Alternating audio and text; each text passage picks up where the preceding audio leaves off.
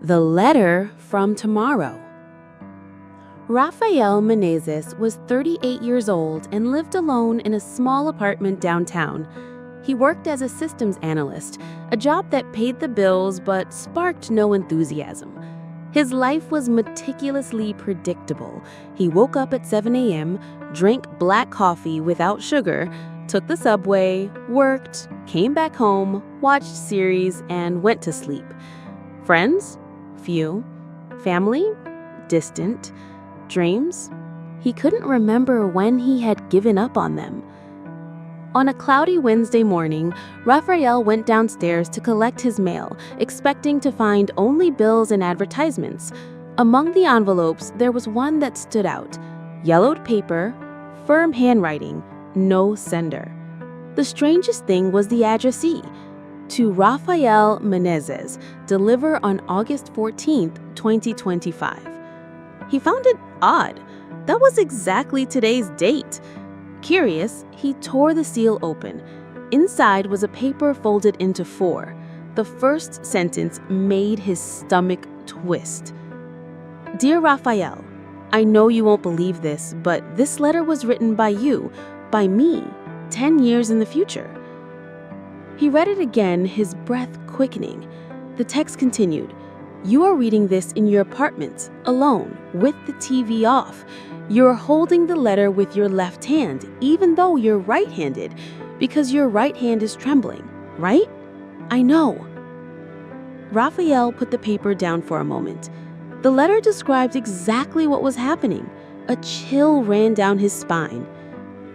I don't have much time to explain how this letter reached you. The important thing is that there is a chance, maybe the only one, for you to change what is about to happen. On August 20th at 7 p.m., you will be leaving work and decide to take the shortest way home, passing through Rua das Palmeiras. Do not do that. If you do, something will happen that will change everything for the worse. Take the longer route via Avenida Central. Trust me. And please go to the cafe on the corner of Rua San Miguel at 6:30 p.m. on the 21st. You will understand. The text ended with a signature identical to his own.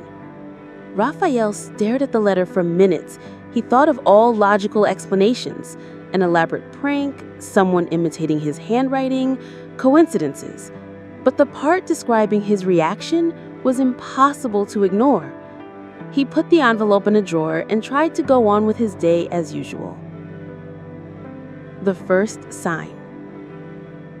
In the following days, Rafael tried to convince himself it was just a joke, until on the 19th, something happened. A coworker mentioned that the next day she would have to pass through Rua das Palmeiras because a section of Avenida Central would be blocked for construction.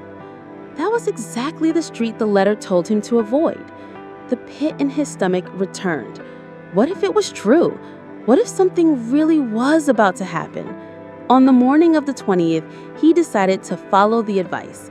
At the end of work, despite the Avenida Central blockage, he took a longer detour, avoiding Rua das Palmeiras. On the way, he noticed sirens.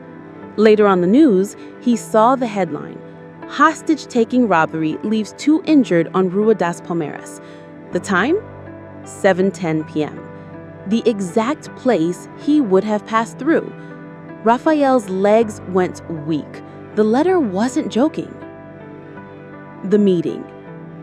On the 21st at 6:25 p.m., Rafael was in front of the cafe on Rua San Miguel. He sat at a corner table, trying not to look anxious. The place was cozy with soft music and the smell of freshly ground coffee. At 6:32 p.m., a woman entered. She had dark hair tied back, thin-rimmed glasses, and wore a blue jacket while holding a book. She looked around until she found him. She approached. Are you Rafael? She asked with a shy smile. Yes, but sorry, do we know each other? Not yet, she said, sitting down. My name is Clara. I think we have something in common. You received a letter, right? Rafael was stunned. She continued, I received mine 6 months ago, also written by me from the future. Yours told you to come here today. I think yours and mine are connected." Clara said her letter had saved her life from an accident. Since then, she had been following small instructions which, according to the letter, would lead her to meet someone important, Rafael. He didn't know what to say. The conversation flowed naturally, as if they already knew each other. They discovered shared interests, swapped stories, and laughed at absurd coincidences. Before leaving, they exchanged numbers. Changes. In the following weeks, Rafael and Clara began to meet frequently. He, who had lived in isolation, started feeling the desire to go out, explore places, and make plans. Clara worked as an illustrator and encouraged Rafael to revisit an old hobby, photography. One day, while having coffee, Clara said, "I think these letters aren't just to save us from something bad. I think they're to put us on the right path." He thought about it. Maybe his future self was trying to fix wrong choices, guiding him toward a fuller life. The second letter. 3 months later, Rafael found another envelope in the mailbox. Same handwriting, same paper.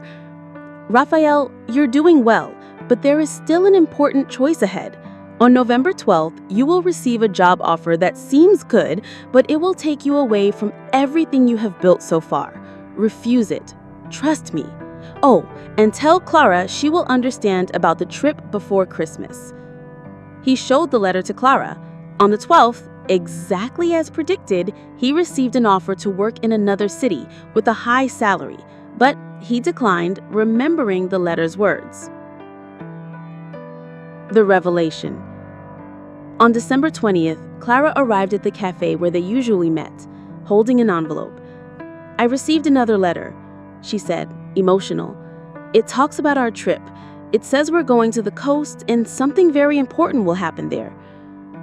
At the end of the month, they traveled together.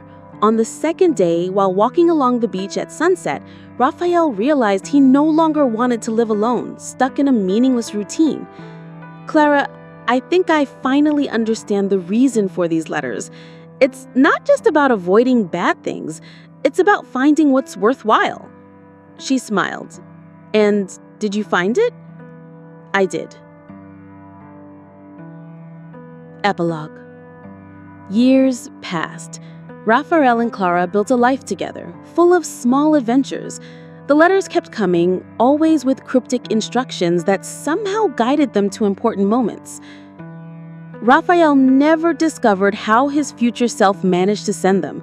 Deep down, he realized it didn't matter. With each letter, he felt that he was writing his own story consciously, as if he had received not a manual, but a compass. The last letter he received years later said simply, "You did well. Keep listening to your intuition. With love, you." Rafael kept all the letters in a wooden box, not to understand the mystery, but to remember that sometimes the future can give us a nudge, and when that happens, it's worth trusting.